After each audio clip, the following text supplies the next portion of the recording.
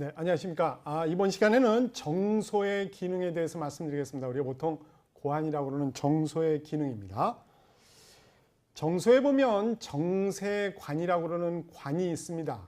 그 관의 구조를 한번 먼저 알아보도록 하겠습니다. 여기 정소가 있고 정소 속에 보면 이렇게 아주 꼬물꼬물꼬물하게 많이 들어있는 정세관이 있고, 정세관의 단면도가 지금 아래쪽에도 있고 또 이 위쪽에도 좀 더 세밀하게 그려져 있습니다.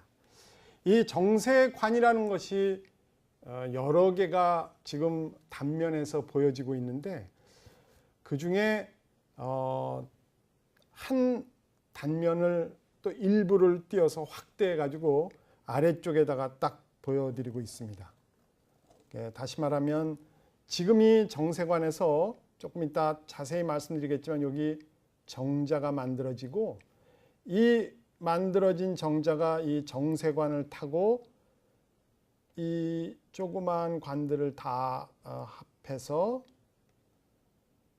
정관으로 만들어져 밖으로 빠져나가게 되는 것입니다.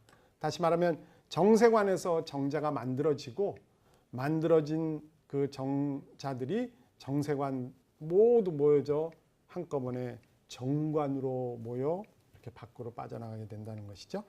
바로 이 정세관에 있는 여러 가지 세포들, 요 오른쪽 아래쪽에 있는 이 세포들을 조금 더 확대해서 어떻게 기능을 하고 있는지 좀 알아보도록 하겠습니다. 세로톨리 세포의 영양 공급이라는 제목으로 지금 이 그림을 시작하려 하는데요. 파랗게 되어 있는 것이 정자세포의 모세포에 가깝습니다. 그러니까 맨 처음 정자의 조상세포라고 생각하셔도 되죠. 여러분들 그냥 줄기세포라고 알고 있는 그 세포입니다. 1차 정모세포를 지나서 여기 있죠. 2차 정모세포로 지금 커가고 있네요. 점점 분화되어 가고 있죠. 정자세포가 되었습니다. 그리고 이 정자세포는 또다시 잘 성장하여 정자가 됩니다. 지금 말씀드린 정조세포로도 시작해서 1차, 2차 정모세포, 그 다음에 정자세포의 스텝을 거쳐 마지막에 이제 정자가 되는 도중에 분홍색으로 되어 있는 형태에 기대어서 가고 있었던 것 같아요. 보시죠. 여기 보면 이런 형태의, 이런 주위에 분홍색의 이런 모습의 세포, 이 세포의 이름이 세로톨리 세포입니다. 지금 말씀드렸던 정조세포서부터 시작해서 정자까지 가는 동안에 끊임없이 세로톨리 세포에 기대어 제목에 있듯 영양 공급을 받게 되는데, 세로톨리 세포는 이렇듯 정조세포서부터 계속 올라오는 그 세포에게 영양을 이렇게 공급해주고, 공급함과 동시에 다른 형태의 감찰 기능도 가지고 있어요. 그렇게 해주면서 그런 기능도 함께 한다는 것이죠. 영양을 공급함과 동시에 저 정조세포 중에 쭉 올라가는 도중에 분열을 하다 보면 틀림없이 에러가 있을 수 있거든요. 잘못 분화되거나 자라고 있는 세포가 있을 수 있습니다. 그래서 저 세포는 밖으로 나가도 재구시를 못할 것 같다라고 판단이 내려지면 바로 그것을 제거하게 됩니다. 괜찮은 정보를 가진 놈은 잘 가게 하고, 이상 소견을 보이는 놈은 제거해버리는. 세로톨리 세포라는 것은 원칙적으로는 이렇게 잘 크게 하게 영양을 공급하면서 잘 크게 하고 있지만, 건강한 제대로 된 정자를 만들기 위해 감찰 기능도 함께 하고 있다라고 생각하시면 됩니다. 정조의 세포 기능을 한번 볼까요? 지금 등장했던 몇 가지의 세포들이 있었는데요. 정조의 세포를 한번 다시 간추려서 말씀드리도록 하겠습니다. 정조세포가 있고 조금 자라 정모세포가 된 다음에 정자세포가 된 뒤에 뭐 실제로는 정자세포라고 되어 있지만 여러분들이 알고 계시는 정자인 셈의 것이 저 위에 박혀 있네요. 그리고 그 정자에 영양 공급을 시켜주었던, 그리고 감찰 기능도 했었던 세로토닌 세포가 이렇게 분홍색으로 있습니다. 정세관과 정세관 사이에는 또 약간의 동글동글한 관이 있으니까 사이에 공간이 있는데, 그 사이가 사이간자를 써서 간질 혹은 레이디 세포라고 아까 말씀드렸던 바로 이 간질 세포가 있고, 여기 있는 붉은색의 이 세포들이죠. 이 세포에서 바로 남성 호르몬인 테스토스테론을 만들어내곤 합니다. 지금 간질 세포에서는 남성 호르몬인 안드로겐, 테스토스테론을 생성하고, 세로토닌 세포는 영양 공급을, 감찰 기능과 함께 영양 공급을 해주고, 바로 주인공이라고 할 수 있는 정자세포는 정조세포서부터 시작하여 정모, 정자세포를 거쳐 무럭무럭 커가게 된다는 것이죠. 정소, 고환이라고 그러는 곳에 있는 세포 세 가지를 말씀드렸고, 각기 자기의 주 기능을 통해서 궁극적으로는 정자가 잘 수정될 수 있도록 도와주고 있다는 것입니다. 정자의 구조를 좀 더 자세히 더 들어가서 알아보도록 하지요. 우선 정자의 형태는 이렇습니다. 여기 보시면 가운데 핵이 있고, 뭐 물론 유전 정보를 딱 가지고 있겠죠. 그리고 이 노랗게 되어 있는 부분은 난자를 뚫고 들어갈 때 필요로 하는 첨체가 있고, 지금 노랗게 되어 있는 부분은 그것입니다. 난자를 쉽게 파고 들어갈 수 있게끔 요 첨체에서 물질이 나오게 됩니다. 그리고 이동수단이라고 할 수 있는 여기 쫙 꼬리가 있죠. 그리고 일단 꼬리를 움직이려면 에너지가 필요하고, 에너지를 공급한다고 할 수 있는 미토콘드리아가 있습니다.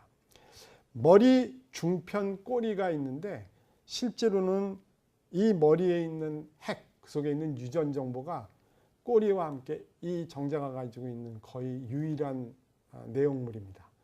아무것도 없습니다. 정말 머리에 유전 정보 딱 하나 가지고 있고, 뒤에 꼬리 하나 있고, 꼬리를 움직일 수 있는 미토콘드리아, 그냥 에너지 공급기관 있고, 그냥 끝이지요. 아무것도 없는 유전 정보만 가지고 있는 이 정자가 실제로는 난자를 만나 이렇게 수정되기 위해서 굉장히 아주 심한 경쟁을 해야 됩니다.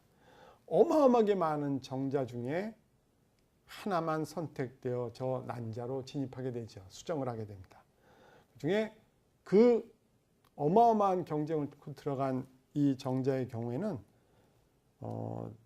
행운을 얻은 것 같기는 하지만, 정자 이 그림처럼 정자와 난자가 딱 수정할 때의 가지고 있는 내용물을 비교해 보면 부피가 1대 8만 5천입니다.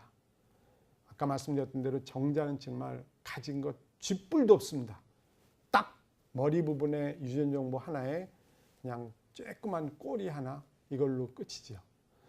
굉장히 숫자가 많은데 그 중에 경쟁을 뚫고 하나가 딱 수정하기 때문에 굉장히 선택된 듯한 그런 모습을 오른쪽 그림에서 보여주고 있지만, 그 난자와 정자를 비교해 보면 부피로, 가지고 있는 내용물의 부피로 보면 1대 8만 5천으로 엄청난 차이를 가지고 있다는 것이죠.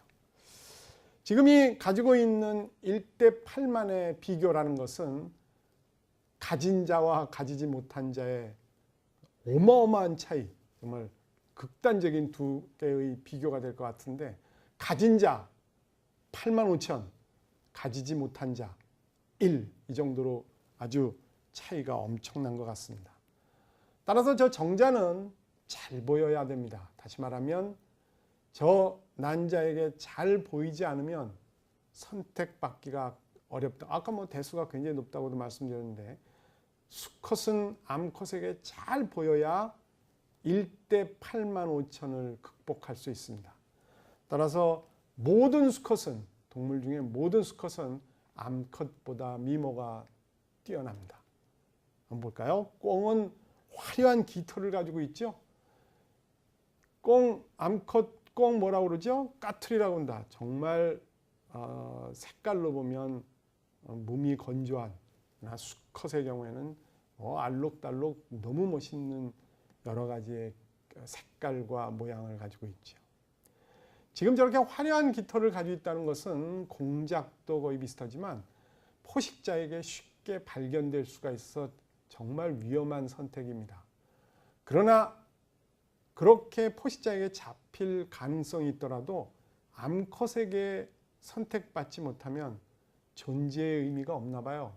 그래서 너도 나도 수컷들은 화려한 깃털과 모양새를 공작도 그렇고 가지고 있지요. 암컷이 선택해주면 그만큼의 보람이 있다고 생각하는 것 같습니다. 사슴을 볼까요? 사슴은 어깨 높이가 높으면 높을수록 아주 암컷이 굉장히 좋아한다는 걸 잘 알고 있어요. 그러니까 굉장히 높이 잘 먹고 남성 호르몬은 점점 그 높은 어깨 높이를 높이려고 노력을 하게 되는 것이죠.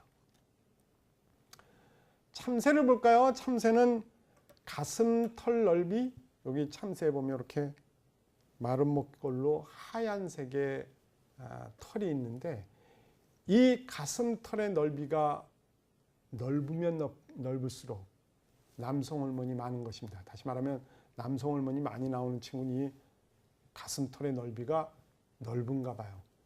이제 실험을 하나 했습니다. 이 수컷 참새를 잡아다가 마취를 시키고 물감으로 좀 더 넓게 가슴털 부위를 이렇게 넓게 만들어줬죠. 넓게 만들어주고 나서 마취에 딱 깨고 나니까 암컷들이 어마어마하게 보였습니다. 제 남성 호르몬이 많은가 봐. 그러고 줄을 섰습니다. 신났죠. 자고 일어났더니 어마어마하게 가슴털 넓이가 넓어졌고 막 몰려드는 암컷이 막 주체할 수 없게 되었습니다. 이렇게 잘 살고 있던 이 참새가 안타깝게도 비가 오는데 못 모르고 나갔다가 이 물감이 탁 빠져버렸습니다. 비에 물 때문에 다 없어진 것이죠. 물감이 쭉 빠지고 나서 가슴털이 원래로 돌아가니까 있던 암컷들, 쫓아오던 암컷이 다 도망가 버렸다는 그런 실험 결과가 있었습니다. 가슴털 넓이에 얼마나 이 암컷들이 집착하는지 알 수 있죠. 초파리는 날개 크기가 바로 날개의 길이가 되겠죠. 날개가 얼마나 길고 크냐에 따라 남성 호르몬, 수컷으로서의 자격을 판단받을 수 있나 봐요. 그래서 초파리의 경우에는 날개 크기로 수컷의 미모가 결정되는 셈입니다. 구남새를 볼까요? 빨간 가슴에 부풀린 정도. 구남새 혹시 기억하시나요? 이렇게 뿍 해가지고 여기 부풀어지게 하는 이 부풀린 정도가 크면 클수록 남성 호르몬이 많은 것이고 수컷으로서의 자격이 있다라고 서로들 인정하는 것 같습니다. 자루는 파리라고 하는 파리가 있습니다. 이 대롱에 매달린 눈에 튀어나온 정도에서 이것도 또 결정된다는데 어떻게 생겼는지 한번 같이 보실까요? 저놈입니다. 바로 눈이 저렇게 툭 튀어나온 것 같습니다.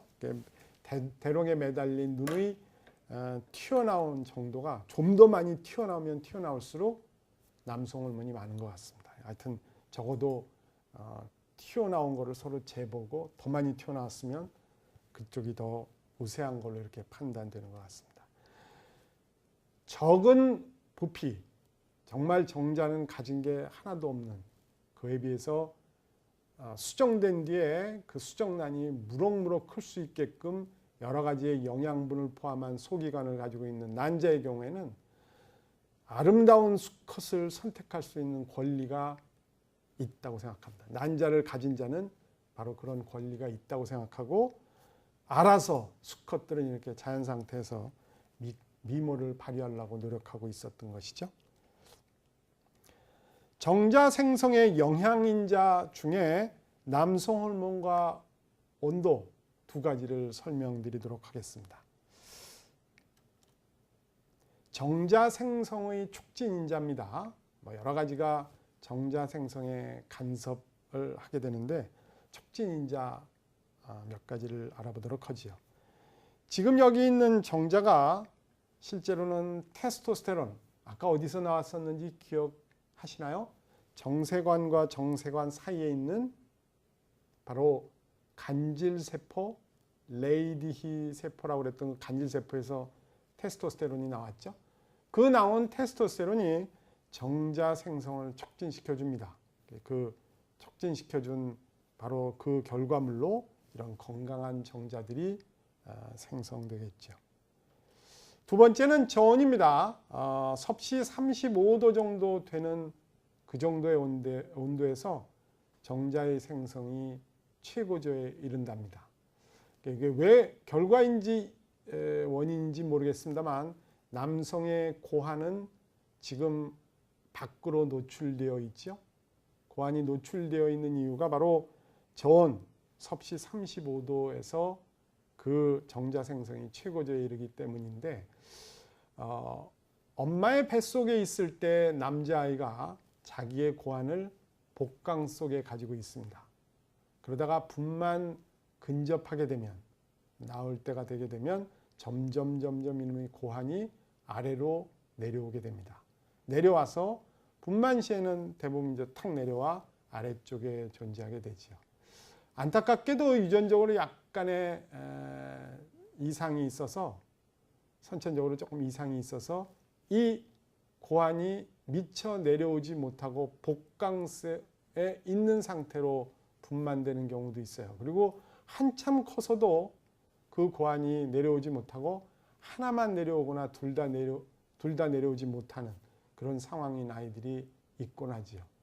근데 그 고환은 실제로 나중에 그냥 내버려 두면 말씀드렸던 대로 복강 내는 체온보다도 좀 더 높은 하여튼 37도 이상 되는 고온이기 때문에 거기서는 정자 생성이 효과적으로 이루어지지 않습니다. 자칫 잘못하면 거기서 암도 발생할 정도로 너무 고환이 따뜻한 곳, 정소가 너무 따뜻한 곳에 있는 것은 그렇게 유리하지 않은 것 같습니다. 비뇨기과에서 그거를 인위적으로 고환을 이렇게 내리는 수술을 감행하곤 하죠.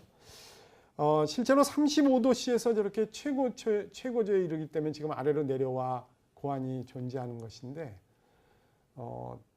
옛날에 왕들 보면 감기 걸릴까봐 아주 따뜻하게 그리고 아랫목에다가 돌돌 싸가지고 키웠겠죠. 뭐 당연히 병 걸리면 위험하니까 그랬을 겁니다. 그러면 정자 생성이 잘 안 될 것 같죠. 조금 남자아이는 지금 정자 생성이 목적이라면 조금 춥게 키우는 게 나을 것 같습니다. 너무 따뜻하게 금이야 오기야 키우는 거는 정자 생성의 입장에서 보면 그렇게 유리하지 않을 것 같아요. 정자 생성 촉진 인자였습니다. 온도가 정자 형성에 미치는 영향에 대한 논문이 또 있네요. 한번 같이 들어가 보겠습니다. 두 번째 줄에 보면 사우나 익스포저라는 게 있네요. 너무 따뜻한 곳에 오랫동안 노출되는 것을 즐겨하면 실제로 35도씨가 최고조로 정자 생성을 만들 수 있는 상황인 경우 좀 불리할 것 같죠? 사우나 익스포저를 자주 하는 거는 여기 이 논문에도 그런 얘기를 써놓고 있습니다. 너무 따뜻한 거를 남성의 경우 즐기는 것은 좋지 않을 것 같습니다.